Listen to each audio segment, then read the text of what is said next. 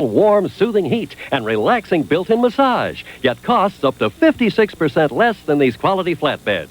Don't pay more to remain flat. Call toll-free and get complete free facts by mail about the adjustable bed that costs up to 56% less. Call toll-free 1-800-344-8300. In your bottom right-hand corner, you see what I was talking about. Hopefully you'll see it. Makepula controlling the pace. He's on the inside. He's doing real good work with Pacheco, the challenger. But every once in a while, he'll pull out. He's inside. He pulls out. Bang! He gets caught with the left hand from Pacheco. I believe Pacheco needs to capitalize on that mistake by Makepula and really look to time Makepula as he pulls out. According to CompuBox, through the first 8 rounds, each guy has landed 85 punches, according to CompuBox. Makepula, though, seems to be the one controlling the action in this fight. We'll take a look at the punch numbers in round 8. Pacheco landed 1 more. Makepula, though, throwing numerous more. 34 more punches to be exact. Little swelling under the right eye of the aggressive Makepula. Yeah, he got nicked in the last round there. See how he just reached there, Makepula? He will do that. He reached again. One thing, he did not pay for reaching. Pacheco, maybe, depending on the scorecards of the people who count, the judges, if he's going to keep his title, will have to start making Makepula pay more. And the judges, Al Siciliano from Nevada, Doug Tucker from Nevada, and Melvina Lathan from New York. Take a look at Teddy's scorecard, and you have Makepula ahead so far in this fight, 77-75. I have it 78-74 for the challenger. 6 rounds to 2. Again, if nothing else, Makepula has accomplished something right here. He's got Pacheco moving, looking to box. That is not his strong suit. That means he's not set to punch and use his power. That means that is good for Makepula. And when Pacheco's moving his legs too much, watch how Makepula can get in without paying a price. Oh, Pacheco got knocked. He was a bit off balance, but he got tagged as well, leaning in. Pacheco was throwing a wide punch, which he does a lot too, right, Teddy? Yes, he will do it in spots. It's just a matter of whether or not you're going to pay a price for it. There's 2 ways you can pay a price. When you throw a wide punch, you can get beat right down the pipe as you're throwing. Or when you miss, you can leave yourself off balance and get caught then. Leave yourself out of position. When you throw a punch, you want to stay in position. Controlling the pace right now, doing what he wants to do. The challenger, Makepula. Makepula landing the most telling blow of this 9th round as he knocked Pacheco off balance with a good shot. The champion trying to press a little bit. Makepula standing in and answering each shot. ESPN the magazine. Thank you for calling. Dan, can I put you on hold? Round bout at stake. Irene Pacheco's IBF flyweight title. No knockdowns in the bout. Masibulele. Makepula in the blue with the red and white accenting Teddy has done an excellent job so far in this fight. Yes, he has. Hopefully the judges recognize it as such. Take a look at the numbers through 9. You see the punch numbers are even as far as connects. You see Makepula has been busier, but you have to go inside the numbers, so to speak. And Makepula has definitely landed the cleaner punches, the more telling punches, and he's controlled the action of the bout. And one other good thing, if you're back of Makepula, he's going into what they call the championship rounds, starting to get into those rounds where it's supposed to favor the champion. I said it earlier. I don't think it's going to favor the champion because Makepula has been 12 rounds 3 times.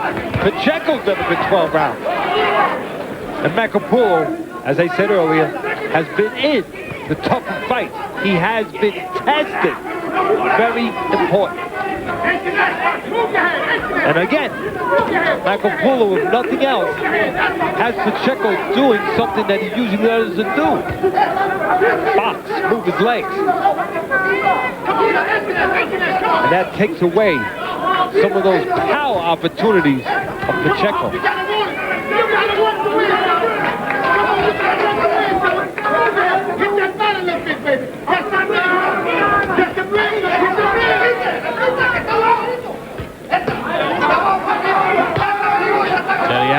scorecard through 9. 87-84 for the challenger. Have it 88-83 for the challenger. Many other observers here at ringside have it 7-2 for the challenger through 9. Tim Smith, one of those people, the writer from the New York Daily News, and Michael Katz, former writer from the New York Daily News, who now writes for the internet House of Boxing. As you just said, both have it for the challenger. Although the champion's stepping it up a little bit this round, if you haven't noticed.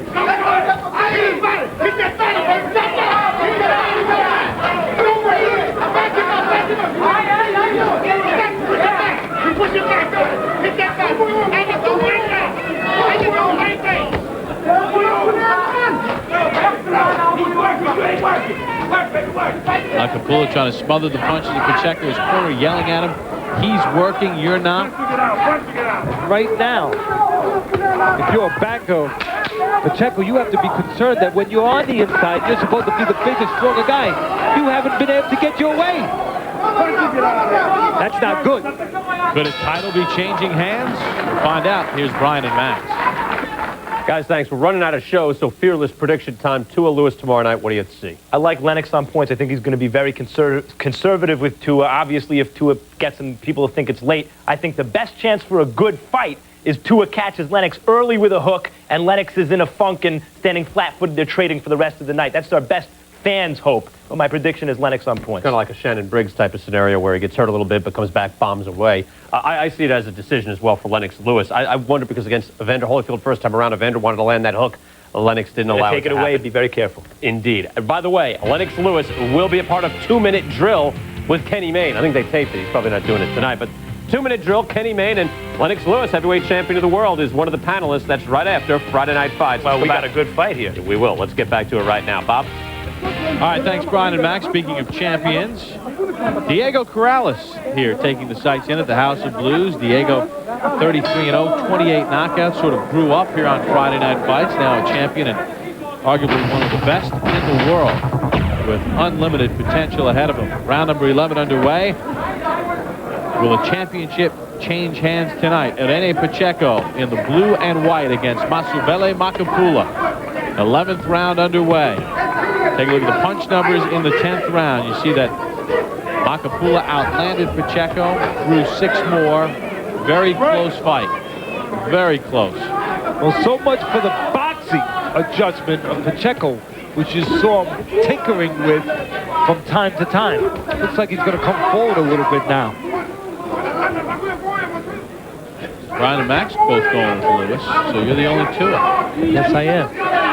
Now, if he wins, you're going to grow your hair like Tua? No.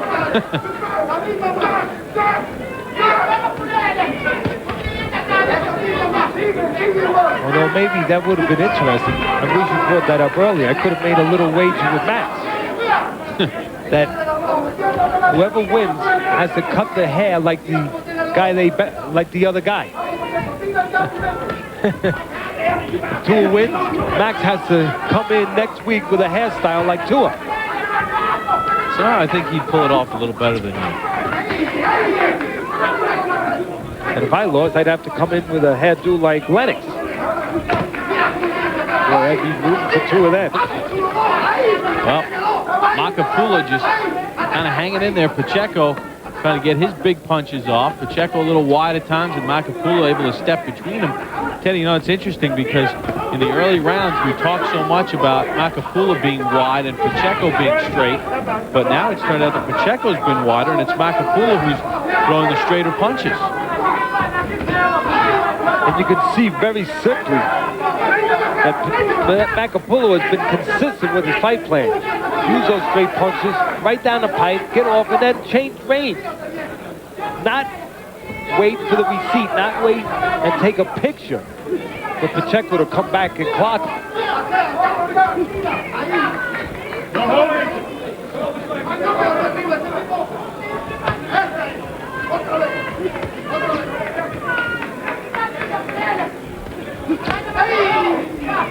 Again, Makepula will reach it every once in a while. Again, even there, He didn't pay a price for it.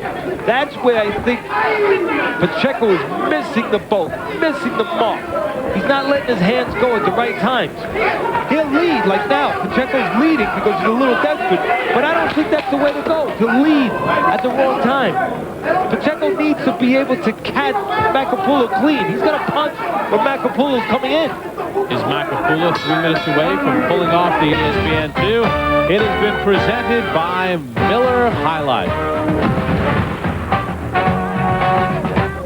Let's take it to the corner of Irene Pacheco. Saul Aguilar will handle the translation.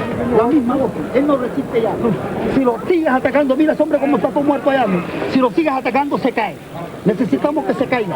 ¿Oíste? Pero López por el centro. Camina y pega. The last and final round. Es el último round. ¿Oíste? Para ser campeón otra vez. ¿Oíste? Ok. Dale suave para que la tome. Pero tómela.